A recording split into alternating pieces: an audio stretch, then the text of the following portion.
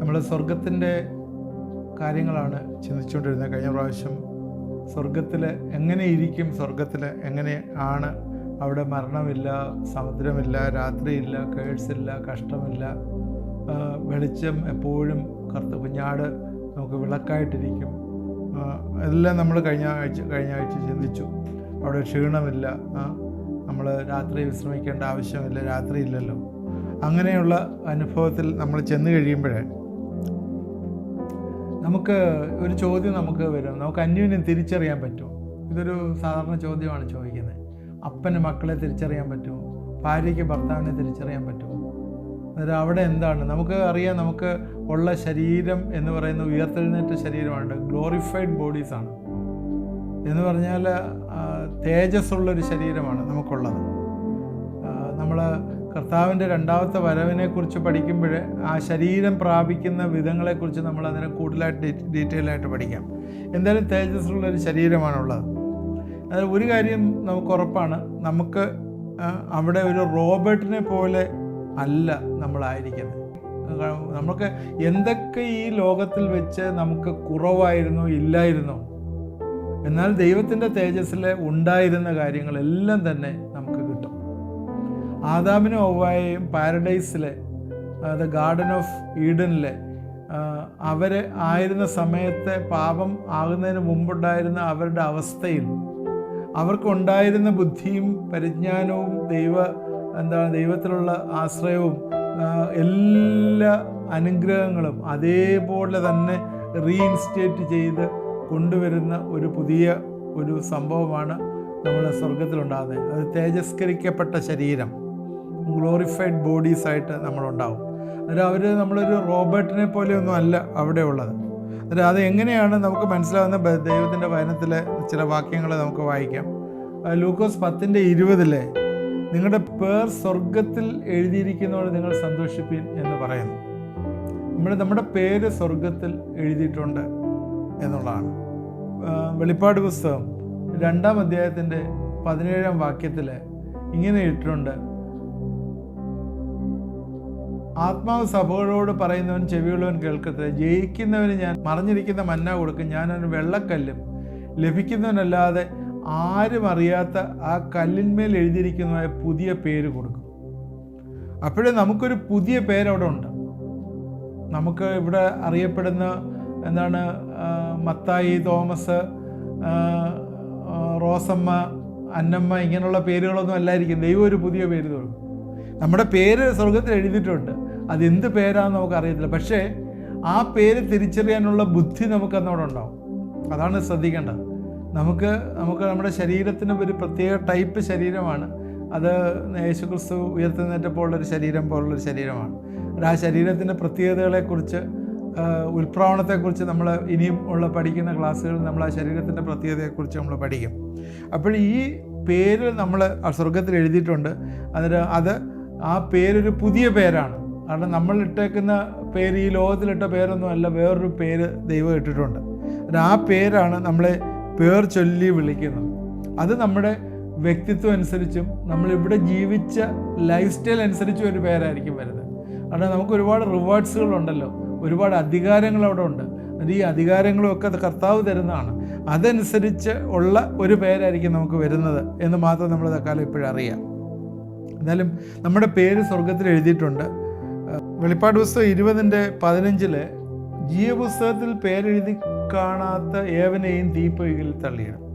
അന്നേരം ജീവപുസ്തകത്തിലും നമ്മുടെ പേരെഴുതിയിട്ടുണ്ട്. അത് നമുക്ക് വീണ്ടും അറിയാം. ഒരു വാക്യം കൂടി വായിച്ചു കേൾപ്പിക്കാം. യോഹന്നാൻ 10-ാം അധ്യായത്തിൻ്റെ 3-ാം വാക്യത്തിൽ അവന് വാതിൽ കാവൽക്കാർ തുറന്നു കൊടുക്കുന്നു, ആടുകൾ അവൻ്റെ ശബ്ദം കേൾക്കുന്നു, തൻ്റെ ആടുകളെ അവൻ പേർ ചൊല്ലി വിളിച്ച് പുറത്തു കൊണ്ടുപോകും. പേർ ചൊല്ലി വിളിക്കുക, ഈ പേരെപ്പോഴും ഒരു വ്യക്തിത്വത്തെ കാണിക്കുന്നതാണ്. അന്നേരം അവിടെ പേർ ചൊല്ലി വിളിക്കുക എന്ന് പറയുമ്പോൾ സ്നേഹം ഉണ്ട് എന്ന് നമ്മൾ മനസ്സിലാക്കണം. സ്വർഗത്തിൽ സ്നേഹമുണ്ട്. കാരണം വിശ്വാസം, പ്രത്യാശ, സ്നേഹം ഇവ നിലനിൽക്കുന്ന, ഇവയിൽ വലുത സ്നേഹം തന്നെ. സ്നേഹം ഒരു നാളും ഉതിർന്നു പോകുകയില്ല. സോ എറ്റേണൽ ലവ്, അത് ഇവിടെ ഈ ഭൂമിയിലെ ദൈവം നമ്മളെ സ്നേഹിക്കുന്ന പോലെ സ്വർഗത്തിൽ സ്നേഹിക്കുന്നുണ്ട്. ഓക്കെ, അതുകൊണ്ട് എന്താണെന്ന് ചോദിച്ചാൽ ദൈവം നമ്മളെ സ്നേഹിക്കുന്നതുകൊണ്ട് ആ ഒരു സ്നേഹത്തിലായിരിക്കും നമ്മൾ നിൽക്കുന്നത്. നമുക്കൊരു പേരുണ്ട്, ഒരു പേഴ്സണാലിറ്റി ഉണ്ട്, ഇതെല്ലാം സ്വർഗത്തിലുണ്ട്. എന്നിട്ട് അത് വെച്ചിട്ട് നമുക്ക് ആളുകളെ തിരിച്ചറിയാനും പറ്റും. കാരണം നമ്മുടെ തിങ്കിങ്, നമ്മൾ ചിന്തിക്കുന്നത്, നമ്മുടെ പ്രവർത്തന മേഖലകളും എല്ലാം തന്നെ ദൈവത്തെ പോലെയാണ് നമ്മൾ ചിന്തിക്കുകയും പ്രവർത്തിക്കുകയും ചെയ്യുന്നത്. പ്രത്യേകം ശ്രദ്ധിക്കുക, ദൈവത്തെ പോലെ തന്നെ നമ്മൾ ചിന്തിക്കുകയും പ്രവർത്തിക്കുകയും ചെയ്യുന്ന ഒരു സാഹചര്യമാണ് അവിടെ ഉള്ളത്. കാരണം അവിടെ തിന്മയും അതിക്രമവും അല്ലെങ്കിൽ അങ്ങനെയുള്ള പാപമൊന്നും അവിടെ ഇല്ലല്ലോ. അതുകൊണ്ട് അങ്ങനെയായിരിക്കും ചിന്തിക്കുന്നത്. അപ്പോൾ നമുക്കത് വെച്ചിട്ട് നമ്മുടെ ബുദ്ധി വെച്ച് അന്യോന്യം തിരിച്ചറിയാനായിട്ട് കഴിയും. ഇനി പഴയ നിയമത്തിൽ നിന്ന് എടുത്തു കഴിഞ്ഞാൽ 2 ശമൂവേൽ 12:18 മുതൽ 21 വരെ ദാവീദിൻ്റെ കുഞ്ഞ് മരിച്ചു പോയപ്പോൾ അതിൽ 21-ാം വാക്യത്തിൽ, ഇപ്പോഴും അവൻ മരിച്ചുപോയി, ഇനി ഞാൻ ഉപവസിക്കുന്ന എന്തിന്? അവനെ മടക്കി വരുത്തുവാൻ എനിക്ക് കഴിയുമോ? ഞാൻ അവൻ്റെ അടുക്കിലേക്ക് പോകുകയല്ലാതെ അവൻ എൻ്റെ അടുക്കിലേക്ക് മടങ്ങി വരികയില്ലല്ലോ. അപ്പോൾ ദാവീദ് പറയുകയാണ്, ഞാൻ അവൻ്റെ അടുക്കിലേക്ക് പോകുകയല്ലാതെ എന്ന് പറഞ്ഞാൽ എന്താണ്? കുഞ്ഞിനെ തിരിച്ചറിയാൻ പറ്റുന്ന ഒരു സ്റ്റേജിൽ ഞാൻ അവൻ്റെ അടുക്കൽ പോകും എന്നുള്ളതല്ലേ അതിൽ നിന്ന് മനസ്സിലാക്കേണ്ടത്. സോ അങ്ങനെ ആണ് പറയുന്നത്. അതുപോലെ യോസഫിൻ്റെ എന്നെ കാട്ടുമൃഗം കടിച്ചു കീറി എന്ന് പറയുമ്പോൾ യാക്കോബ് പറയുന്ന ഭാവമാണ് ജനസിസ് ഉൽപ്പത്തി പുസ്തകം 37:31 ഞാൻ പാതാളത്തിലേക്ക് ചെന്ന് അവനെ കാണും എന്ന് പറയുന്നുണ്ട്. ഞാൻ പാതാളത്തിലേക്ക് ചെന്ന് കാണും എന്ന് പറഞ്ഞാൽ എന്താണ് അവിടെ മനസ്സിലാക്കുന്നത്? ഞാൻ മരിച്ചു കഴിയുമ്പോൾ അവനെ പോയി കാണാനായിട്ട് പറ്റും എന്നുള്ളതാണ്. അത് ഒരു എക്സാമ്പിളാണ്, പഴയ നിയമത്തിൽ നിന്നുള്ള 2 എക്സാമ്പിളാണ്. അന്നേരം സ്വർഗത്തിൽ ചെന്നാൽ നമുക്ക് അന്യോന്യം തിരിച്ചറിയാൻ പറ്റുമോ എന്ന് ചോദിച്ചാൽ തിരിച്ചറിയാൻ പറ്റും എന്നുള്ളതാണ്. മത്തായിയുടെ സുവിശേഷം 17:1 മുതൽ 8 വരെ മറുമലയിലെ 3 ശിഷ്യന്മാർ ചെന്ന് കഴിഞ്ഞപ്പോൾ അവിടെ മോശയും ഏലിയാവും അവിടെ പ്രത്യക്ഷപ്പെട്ടായിട്ട് കാണുന്നുണ്ട്. മോശ ഏലിയാവും അവിടെ വന്നു. അപ്പോൾ പത്രോസ് അവരെ തിരിച്ചറിഞ്ഞു. മോശ ഏലിയാവും സംസാരിക്കുന്നത് കണ്ടു. എന്നിട്ട് പത്രോസിന് ആരാ പറഞ്ഞു കൊടുത്തത്? മോശ ഏലിയാവെന്ന്. 1500 വർഷത്തിന് മുമ്പ് മോശ മരിച്ചു, 900 വർഷത്തിന് മുമ്പ് ഏലിയാവ് എടുക്കപ്പെട്ടതാണ്. അന്നേരം ഇവരെക്കുറിച്ച് പത്രോസിന് പറഞ്ഞു കൊടുത്ത ആരാണ്? അതുകൊണ്ട് അവിടെ അത് മനസ്സിലാക്കുന്ന ആ ഗ്ലോറിഫൈഡ് ബോഡീസിൽ അവരെ മനസ്സിലാക്കാനായിട്ട് പറ്റും എന്നുള്ളതിനൊരു തെളിവാണ് അത് കാണുന്നത്. പൗലോസും തെസ്സലോനിക്ക എഴുതിയ ലേഖനത്തിൽ പറയുന്നുണ്ട്, നിങ്ങളാണ് കർത്താവിൻ്റെ സന്നിധിയിൽ എൻ്റെ പ്രശംസ. നിങ്ങളെൻ്റെ പ്രശംസ എന്ന് പറയുമ്പോൾ നിങ്ങളെ ഞാൻ കർത്താവിൻ്റെ സന്നിധിയിൽ കാണും. കണ്ടു കഴിഞ്ഞ് അതൊരു പ്രശംസയാണ്. കർത്താവിൻ്റെ സന്നിധിയിൽ നിങ്ങളെ കാണുമെന്നുള്ള ഒരു വലിയ കാര്യം. അന്നേരം സ്വർഗത്തിൽ അന്യോന്യം തിരിച്ചറിയാൻ കഴിയും എന്നുള്ള അതിനേക്കാൾ എന്ന് വെച്ചാൽ ഭൂമിയിലെ കാണുന്നതിനേക്കായി എപ്പോഴും ഒരു തലം കൂടുതലായിരിക്കും സ്വർഗത്തിൽ കാണാൻ പറ്റുന്നത്, അല്ലേ? ഇവിടെ നമ്മളെ ഉള്ളതിനേക്കാളും ബെറ്റർ ആയിരിക്കും എപ്പോഴും സ്വർഗത്തിൽ, പോസിറ്റീവായിട്ട് കുറച്ചും കൂടെ കൂടുതലായിരിക്കും. കാരണം ഇവിടെ എല്ലാം പലതും പിശാച് തടഞ്ഞു വെച്ച് ഇവിടെ എല്ലാം ശാപഗ്രസ്തമായി എല്ലാം പലതും തടഞ്ഞ് റെസിസ്റ്റായിരിക്കുകയല്ലേ. അപ്പോഴന്നേരം ചോദിക്കും, അവിടെ ചെല്ലുമ്പം ഭാര്യയായിരിക്കുമോ എന്നൊക്കെ ചോദിക്കുന്ന ഒരു ചോദ്യമാണ്. അന്നേരം യേശുക്രിസ്തു തന്നെ പറയുന്നുണ്ട്, അവിടെ മനുഷ്യന് അവിടെ കല്യാണം നടത്തുന്നില്ല, കൊടുക്കുന്നില്ല, അങ്ങനെയുള്ള കാര്യങ്ങളൊക്കെ അവിടെ പറയുന്നുണ്ട്. 1 കൊരിന്ത്യർ 7-ാം അധ്യായത്തിൻ്റെ 31-ാം വാക്യത്തിൽ ഇങ്ങനെയാണ്, ലോകത്തെ അനുഭവിക്കുന്നവർ അതിനെ അനുഭവിക്കാത്തവരെ പോലെ ആയിരിക്കണം, ഈ ലോകത്തിൻ്റെ രൂപം ഒഴിഞ്ഞു പോകുമല്ലോ എന്ന് പറയുന്നു. ഈ ലോകത്തിൻ്റെ രൂപം ഒഴിഞ്ഞു പോകുന്നു. അപ്പോഴേ ഈ ലോകത്തിൻ്റെ ഭാര്യ ഭർത്തൃ ബന്ധം അവിടെ കാണത്തില്ല, അവിടെ മാറിപ്പോകും. ശരിക്കും അത് ഉൽപ്പത്തി പുസ്തകം 3:16 പറയുന്നുണ്ട്, ദൈവം ഒരു ശാപം പോലെ അത് പറയുന്നുണ്ടെങ്കിലും അതൊരു അനുഗ്രഹമാണ്. ശരിക്കും നിൻ്റെ ആഗ്രഹം ഭർത്താവിനോടാകും, അതൊരു ശാപമാണ്. അത് ഈ ലോകത്തിൽ ജീവിക്കാനൊരു അനുഗ്രഹമാണ്, എന്നാൽ അത് ശരിക്കും ഒരു ശാപമാണ്. അത് ഇനി പാപത്തിൻ്റെ ഫലമായിട്ടുണ്ടായ ആ പൊസസീവ് നേച്ചർ ഇത് വേണമെങ്കിൽ പറയാം. അന്നേരം പാപത്തിൻ്റെ ഫലമായിട്ടുണ്ടായ ആ പൊസസീവ് നേച്ചർ അത് മാറി രൂപാന്തരപ്പെട്ട് കർത്താവിനെ പോലെ അല്ലെങ്കിൽ ദൈവദൂതന്മാരെ പോലെ ആയിത്തീരും എന്നുള്ളതാണ്. അവിടെ വിവാഹത്തിന് കൊടുക്കുകയോ വിവാഹം ചെയ്യുകയോ ഒന്നുമില്ല, എന്നാൽ വ്യക്തിത്വം നിലനിൽക്കും എന്ന് നമ്മൾ പ്രത്യേകം ശ്രദ്ധിക്കുക. അതൊരു ദൈവത്തിൽ നിന്ന് വലിയൊരു ബ്ലെസ്സിങ് ആണ്. നമ്മുടെ വ്യക്തിത്വം എന്ന് പറയുന്നത് ദൈവത്തിൻ്റെ വലിയൊരു ബ്ലെസ്സിങ് ആണ്. അത് നിത്യതയിൽ നിലനിൽക്കും, അത് ഇല്ലാതെയായി പോകത്തില്ല. യേശു ഉയർത്തെഴുന്നേറ്റതിന് ശേഷം യേശു മറിയയ്ക്ക് പ്രത്യക്ഷനാവുന്ന നമ്മൾ അറിയുന്നുണ്ട്, തോമസിന് പ്രത്യക്ഷനാവുന്നുണ്ട്, പത്രോസിന് പ്രത്യക്ഷനാവുന്നുണ്ട്, അല്ല ശിഷ്യന്മാർക്കെല്ലാം പ്രത്യക്ഷനായി വരുന്നുണ്ട്. എന്നാൽ എന്താ അവിടെ കാണിക്കുന്നത്? അവിടെ റിലേഷൻഷിപ്പ് കണ്ടിന്യൂ ചെയ്യുന്നു എന്നുള്ള ഒരു തെളിവാണതുള്ളത്. അതുകൊണ്ട് സ്വർഗത്തിലും ആ റിലേഷൻഷിപ്പ് അതുപോലെ കണ്ടിന്യൂ ചെയ്യും, അത് തിരിച്ചറിയാനായിട്ട് പറ്റും എന്നുള്ള. പ്രത്യേകിച്ച് നമ്മൾ ഓർക്കേണ്ട കാര്യം, ഈ മാരേജുമായിട്ടൊക്കെ ബന്ധപ്പെട്ട് നമ്മൾ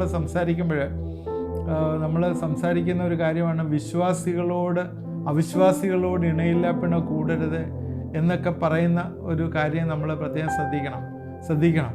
അതുപോലെ തന്നെ ഭവനത്തിലുള്ള എല്ലാവരും കർത്താവിനെ അറിഞ്ഞിട്ടില്ലെങ്കിൽ അറിയണം എന്നൊക്കെ പറയുന്ന കാര്യങ്ങൾ പ്രത്യേകം ശ്രദ്ധിക്കണം. ഇതിനകത്ത് പറയുന്നതിലൊക്കെ അർത്ഥമുണ്ട്. എന്താ കാര്യമെന്ന് ചോദിച്ചാൽ, നമുക്കൊക്കെ ഉയർത്തെഴുന്നേൽപ്പ് വന്ന് സ്വർഗത്തിൽ ചെല്ലുമ്പോൾ നമ്മുടെ പേരൻസ്, നമ്മുടെ മക്കൾ, നമ്മുടെ ബന്ധുക്കൾ, അല്ലെങ്കിൽ നമ്മുടെ കൂടെയുള്ളവരും ഒക്കെ നമുക്ക് ആളിലൊക്കെ തിരിച്ചറിയാൻ പറ്റും. ആ സമയത്ത് അവരൊക്കെ സ്വർഗത്തിലില്ല നരകത്തിലാണെങ്കിൽ, ഭർത്താവ് സ്വർഗത്തിലും ഭാര്യ നരകത്തിലും, അല്ലെങ്കിൽ തിരിച്ച് ഭാര്യ സ്വർഗത്തിലും ഭർത്താവ് നരകത്തിലുമാണെങ്കിൽ ദുഃഖിക്കത്തൊന്നുമില്ല. ആ സമയത്ത് ദുഃഖിക്കത്തൊന്നുമില്ല, കാരണം അവിടെ ദുഃഖവും പ്രയാസവും കണ്ണുനീരും ഒന്നും ഇല്ലല്ലോ. ആ സമയത്ത് ദുഃഖിക്കത്തൊന്നുമില്ല. എന്നാൽ രണ്ടുപേരും ഒരുമനപ്പെട്ട് അവിടെ കാണാൻ പറ്റില്ലല്ലോ എന്നുള്ള ഒരു ചിന്ത ഉണ്ടായാൽ പോലും ദൈവത്തെ പോലെ അല്ലെങ്കിൽ ദൈവത്തിൻ്റെ ചിന്താഗതി ആയതുകൊണ്ട് ആ സമയത്ത് ഭാര്യയായാലും ഭർത്താവായാലും പറയുന്നത് എന്തായിരിക്കും? സ്വർഗത്തിലുള്ള അദ്ദേഹം അല്ലെങ്കിൽ ആ ഭാര്യ നരകത്തിലാണ്, അവർ അതിൻ്റെതായിട്ടുള്ള ശിക്ഷ അനുഭവിക്കണം എന്നുള്ളൊരു തിങ്കിങ് ആയിരിക്കും വരിക. അല്ലാതെ അന്നേരം അതിനോടൊരു സഹതാപമോ അല്ലെങ്കിൽ അതിനൊരു കണ്ണുനീരോ അങ്ങനെയൊന്നും അവിടെ ഉണ്ടാവത്തില്ല. അയ്യോ എൻ്റെ ഭർത്താവ് നരകത്തിൽ പോയല്ലോ എന്ന് പറഞ്ഞൊരു കണ്ണുനീരൊന്നും ഉണ്ടാവത്തില്ല.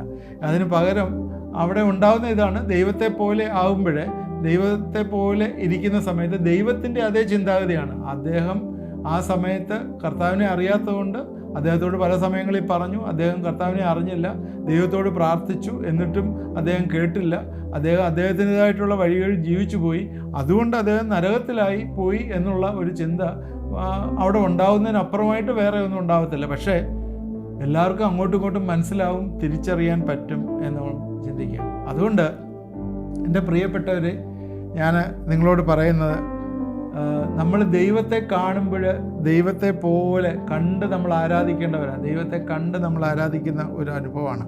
അന്നേരം ആ ഒരു പ്രത്യാശയാണ് നമ്മൾക്കുണ്ടാകേണ്ടത്. സ്വർഗത്തിൽ ചെല്ലുമ്പോൾ ആളെ തിരിച്ചറിയുമ്പോൾ, നമ്മളൊക്കെ നമ്മുടെ ബന്ധുക്കൾ അല്ലെങ്കിൽ നമ്മളോട് ചേർന്നിരിക്കുന്നവർ, അനേകം വർഷം ഭൂമിയിൽ ഒരുമിച്ചിരുന്നവർ സ്വർഗത്തിലില്ലെങ്കിൽ എന്ത് ദയനീയമായൊരവസ്ഥയാണ് എന്ന് നിങ്ങൾ ചിന്തിക്കുക. അതുകൊണ്ട് ആരെങ്കിലും പ്രിയപ്പെട്ടവരെന്നെ കേൾക്കുന്നവരുണ്ടെങ്കിൽ, ഈ ലോകത്തിൽ ജീവിക്കുമ്പോൾ മാത്രമേ അങ്ങനെയുള്ള തീരുമാനങ്ങളൊക്കെ എടുക്കാൻ പറ്റൂ. അതുകൊണ്ട് യേശുവിലുള്ള ആശ്രയവും യേശുവിലുള്ള സമർപ്പണവും, യേശു മാത്രമേ ഒരു വഴിയായിട്ട് ദൈവം പറഞ്ഞിട്ടുള്ളൂ. വേറെ മധ്യസ്ഥന്മാരൊന്നും ഒരു വഴിയായിട്ട് പറഞ്ഞിട്ടില്ല. ആകാശത്തിൻ്റെ കീഴെ മനുഷ്യരുടെ ഇടയിൽ യേശുവിൻ്റെ നാമമല്ലാതെ വേറൊരു നാമം ഇല്ല എന്ന് നമ്മൾ മനസ്സിലാക്കുക. അതുകൊണ്ട് യേശുവിൻ്റെ നാമത്തിൽ വിശ്വസിക്കുകയും അവൻ എൻ്റെ പാപത്തിന് വേണ്ടി മരിച്ചു, അതിനാൽ ഞാൻ വീണ്ടും ജന്മം പ്രാപിച്ചു എന്നുള്ള നിർണയം പ്രാപിക്കുകയും ചെയ്തെങ്കിൽ മാത്രമേ നമുക്ക് സ്വർഗത്തിൽ നമ്മുടെ പേര് ജീവൻ്റെ പുസ്തകത്തിൽ എഴുതുകയുള്ളൂ. അങ്ങനെ എഴുതാത്ത ആരെങ്കിലും ഉണ്ടെങ്കിൽ, ഈ പറഞ്ഞതുപോലെ ആ റിലേഷൻഷിപ്പ് എന്ന് പറയുന്ന സ്വർഗത്തിലുള്ള റിലേഷൻഷിപ്പ് ഉണ്ടല്ലോ, തിരിച്ചറിയുന്ന കഴിവ്, ആ തിരിച്ചറിയുന്ന കഴിവിൽ നരകത്തിൽ ലൂക്കോസിൻ്റെ സുവിശേഷം 16-ാം അധ്യായത്തിൽ പറഞ്ഞ പോലെ ധനവാനും ലാസറും നമ്മുടെ ഇടയിൽ വലിയൊരു ഗ്യാപ്പുണ്ട്. അതുകൊണ്ട് അങ്ങോട്ടും ഇങ്ങോട്ടും ഒന്നും പോകാൻ പറ്റത്തില്ല.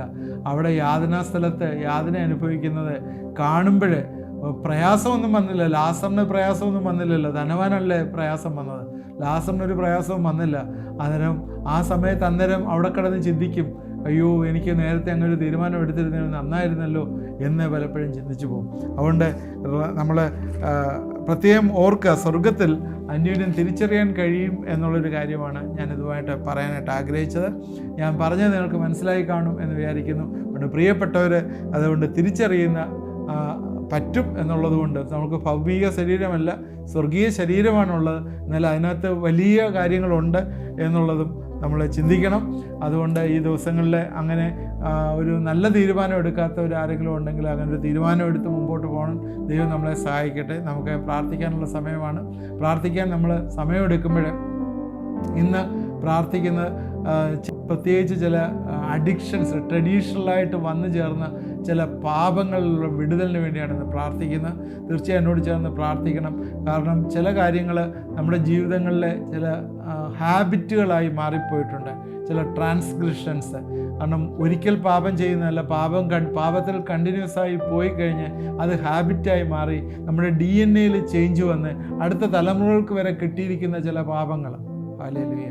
അതിൽ നിന്നുള്ള വലിയൊരു വിടുതൽ ഇന്ന് ദൈവം തരാനായിട്ട് ആഗ്രഹിക്കുന്നു. എന്നോട് ചേർന്ന് പ്രാർത്ഥിക്കണം. ചില അഡിക്ഷൻസ്, മദ്യപാനത്തിൽ നിന്നുള്ള അഡിക്ഷൻസ്, പുകവലിയിൽ നിന്നുള്ള അഡിക്ഷൻസ്, അതുപോലെ പ്രോണോഗ്രഫിയിൽ നിന്നുള്ള അഡിക്ഷൻസ്, ഇന്ന് ദൈവം അതിൽ നിന്ന് നമ്മളെ വിടുവിക്കാനായിട്ട് പ്രാപ്തരായിരിക്കുന്നു.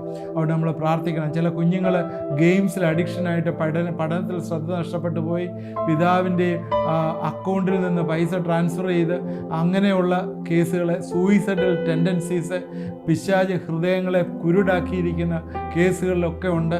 അനേകം ആളുകൾ അത് അനുഭവിക്കുന്നുണ്ട്. അതിനുവേണ്ടി നമ്മൾ പ്രാർത്ഥിക്കുകയാണ്. വലിയൊരു റിലീസ് ദൈവം തരും. അതെങ്കിൽ മാത്രമേ സ്വർഗത്തിൻ്റെ അനുഭവത്തിൽ നമ്മൾ ആയിത്തീരുവാനായിട്ട് പറ്റുള്ളൂ. നമുക്ക് പ്രാർത്ഥിക്കാം. ദൈവമായ കർത്താവേ, ഇത് കണ്ടുകൊണ്ടിരിക്കുന്ന എല്ലാവരെയും നീ അനുഗ്രഹിക്കണമെന്ന് പ്രാർത്ഥിക്കുന്നു. ഈ ദിവസങ്ങളിൽ ദൈവത്തിൻ്റെ ശക്തി ഞങ്ങളിലേക്ക് വ്യാപരിക്കട്ടെ. കർത്താവെ, ആരെങ്കിലും ദൈവത്തിൻ്റെ മകനോ മകളോ ആയി തീർന്നിട്ടില്ലെങ്കിൽ ആ ജീവൻ്റെ പുസ്തകത്തിൽ പേരെഴുതുന്നതിന് വേണ്ടി കർത്താവിനെ സ്വീകരിച്ച് ദൈവത്തിൻ്റെ മക്കളായി തീരുവാനായിട്ട് ഇന്ന് രാത്രികാലം കർത്താവെ സഹായിക്കണമേ എന്ന് പ്രാർത്ഥിക്കുന്നു. ഇതിൽ കർത്താവെ വ്യാപരിക്കുന്ന ദൈവശക്തി അവിടെ ഹൃദയങ്ങളിലേക്ക് ആഴത്തിൽ ഇറങ്ങട്ടെ എന്ന് പ്രാർത്ഥിക്കുന്നു. കർത്താവെ, വലിയ കൺവിക്ഷനോടുകൂടി ദൈവത്തിൻ്റെ വലിയ ശക്തി അവിടെ ഹൃദയങ്ങളിലേക്ക് ഇറങ്ങട്ടെ, രൂപാന്തരപ്പെടുത്തട്ടെ എന്ന് പ്രാർത്ഥിക്കുന്നു. കർത്താവെ, പ്രത്യേകിച്ച് ചില കെട്ടുകളിലായിരിക്കുന്നവരെ ഞങ്ങൾ ഈ സമയത്ത് ഓർത്ത് പ്രാർത്ഥിക്കുന്നു. പിശാച് പല കെട്ടുകൾ ഇട്ടിരിക്കുകയാണ്. ചില മദ്യപാനത്തിൻ്റെ ദുശീലങ്ങളിൽ നിന്ന്, അതുപോലെ പുകവലിയുടെ ദുശീലങ്ങളിൽ നിന്ന്, രാത്രിയിൽ അവരിൽ നിന്ന് ചുമച്ച് കർത്താവെ പ്രയാസപ്പെടുന്ന ചില ദുശീലങ്ങളിൽ നിന്ന് കർത്താവെ വിടുവിക്കണമേ എന്ന് പ്രാർത്ഥിക്കുന്നു. പ്രോണോഗ്രഫി അഡിക്ഷൻസ് ഉള്ളവരെ, അതുപോലെ കർത്താവെ ഇൻ്റർനെറ്റ് അഡിക്ഷനിലായിരിക്കുന്നവരെ, അത് മാറ്റാൻ പറ്റാത്തവരെ കർത്താവെ ഈ ദിവസങ്ങളിലെ ദൈവസന്നിധിയിലേക്ക് ഞങ്ങളെ ഏൽപ്പിച്ച് പ്രാർത്ഥിക്കുന്നു. ചില കുഞ്ഞുങ്ങൾക്ക് പഠിക്കാനായിട്ട് പറ്റാതെ മൊബൈലുമായിട്ട് ഇരുന്ന് സമയം കളയുകയും അതുപോലെ പല ഗെയിംസിൽ അഡിക്ഷൻ ആയിരിക്കുകയും ചെയ്യുന്നവരെ ഞങ്ങൾ ഇപ്പോൾ ഏൽപ്പിച്ച് പ്രാർത്ഥിക്കുന്നു. പിതാവിൻ്റെയും പുത്രൻ്റെയും പരിശുദ്ധാത്മാവിൻ്റെയും നാമത്തിൽ ഈ രാത്രിയിലെ കെട്ടുകളൊക്കെ പൊട്ടട്ടെ എന്ന് പ്രാർത്ഥിക്കുന്നു. ദൈവമേ, വലിയൊരു വിടുതല ഭവനങ്ങളിലേക്ക് വന്നു ചേരട്ടെ എന്ന് പ്രാർത്ഥിക്കുന്നു. കരയുന്നവരുടെ കണ്ണുനീര് നീ ഒപ്പി മാറ്റിക്കളയണമേ എന്ന് പ്രാർത്ഥിക്കുന്നു. ദൈവമേ, വലിയ സന്തോഷവും സമാധാനവും ആ ഭവനങ്ങളിൽ വന്നു ചേരട്ടെ എന്ന് പ്രാർത്ഥിക്കുന്നു. മാനസികമായ വ്യഥയിലിരിക്കുന്നവരെ, മനസ്സിനെ കെട്ടിയിട്ടിരിക്കുന്നവരെ, അതുപോലെ സൂയിസൈഡൽ അറ്റംപ്റ്റിന് വേണ്ടി ഇനി ജീവിക്കുന്നത് എന്തിനാണെന്ന് ചിന്തിക്കുന്ന നിരാശയിലിരിക്കുന്നവരെ ഇന്ന് വലിയ പ്രത്യാശയുടെ തൂമത്തേക്ക് നീ ആക്കണമേ എന്ന് പ്രാർത്ഥിക്കുന്നു. ഞങ്ങൾ ആ വ്യക്തിത്വങ്ങളെല്ലാം ഏൽപ്പിച്ച് പ്രാർത്ഥിക്കുന്നു. വലിയൊരു റിലീസ് നീ കൊടുക്കണമേ. എന്നോട് ചേർന്ന് ഈ സ്ക്രീനിലേക്ക് കൈനീട്ടി പ്രിയപ്പെട്ടവരെ നിങ്ങൾ പ്രാർത്ഥിക്കുന്നുണ്ടെങ്കിൽ വലിയൊരു റിലീസ് ഇന്ന് രാത്രികാലം നിങ്ങളുടെ ജീവിതത്തിലേക്ക് വന്നു ചേരും. ഇന്ന് കർത്താവ് ഈ പ്രാർത്ഥനകളെ കേൾക്കുകയും ഉത്തരം തരികയും ചെയ്യുന്ന ദൈവമാണ്. കർത്താവ് പിതാവിൻ്റെ വലത്തുഭാഗത്ത് നമുക്ക് വേണ്ടി പക്ഷപാതം ചെയ്ത് അവിടെ ഇരുന്ന് പ്രാർത്ഥിക്കുകയാണ്. ഇത് നിങ്ങൾക്ക് വേണ്ടിയുള്ള എപ്പിസോഡാണ്. നിങ്ങൾക്ക് വലിയ റിലീസ് വരുന്ന എപ്പിസോഡാണ്. അതുകൊണ്ട് അത് വിശ്വാസത്തിൽ ഏറ്റെടുത്തെന്ന് പ്രാർത്ഥിക്കുമോ ദൈവം നിങ്ങൾക്ക് വലിയൊരു അനുഗ്രഹം, നന്മ ഇന്ന് നിങ്ങളുടെ ജീവിതത്തിലേക്ക് തരും. കർത്താവെ അവരുടെ വിശ്വാസം ഉറപ്പിക്കുവാനായി വലിയൊരു അത്ഭുതം, ഒരു അടയാളം അവരുടെ ജീവിതത്തിൽ നീ കൊടുക്കണമേ എന്ന് പ്രാർത്ഥിക്കുന്നു. പ്രാർത്ഥന കേട്ടവർക്ക് സ്തോത്രം, അനുഗ്രഹിച്ചവർക്ക് സ്തോത്രം. യേശു ക്രിസ്തുവിൻ്റെ നാമത്തിൽ പ്രാർത്ഥിക്കുന്നു, കേൾക്കുമാറാണമേ. ആമേൻ. എന്നോട് ചേർന്ന് പ്രാർത്ഥിച്ചവരെ ദൈവം അനുഗ്രഹിക്കും. പ്രത്യേകിച്ചും ചില വ്യക്തിത്വങ്ങളെ രൂപാന്തരപ്പെടുവാനായിട്ടുണ്ട്. അതെല്ലാം രൂപാന്തരപ്പെടുവാനായിട്ട് ദൈവം ഇടവരുത്തട്ടെ, സഹായിക്കട്ടെ. ഇത് നിങ്ങൾ മറ്റുള്ളവർക്ക് ഷെയർ ചെയ്ത് കൊടുക്കണം. അതുപോലെ നിങ്ങളുടെ പ്രയർ റിക്വസ്റ്റ് ആ പറയുന്ന വാട്സാപ്പ് നമ്പറിൽ നിങ്ങൾ അയച്ചു തരണം. കാണുന്നതുകൊണ്ട് ദൈവം നിങ്ങളെ അനുഗ്രഹിക്കും. ഏതെങ്കിലും എപ്പിസോഡ് മിസ് ചെയ്ത് പോയിട്ടുണ്ടെങ്കിൽ നേരത്തെയുള്ള യൂട്യൂബ് ചാനലിൽ അത് അവൈലബിൾ ആണ്. നിങ്ങൾ എടുത്ത് കാണണം, നിങ്ങൾ നോട്ട്സ് എഴുതണം, പ്രിപ്പയർ ചെയ്യണം. നിങ്ങളുടെ കമൻറ്റ് ബോക്സിൽ കമൻറ്റൊക്കെ ഇട്ടാൽ അത് നിങ്ങൾ എന്താണ് അതിനോട് ഏകീഭവിക്കുന്നു എന്നുള്ളൊരു ഉറപ്പ് നിങ്ങൾക്ക് കിട്ടും. അതുകൊണ്ട് അതും ചെയ്താൽ നന്നായിരിക്കും. ദൈവം നമ്മളെ എല്ലാവരെയും അനുഗ്രഹിക്കട്ടെ.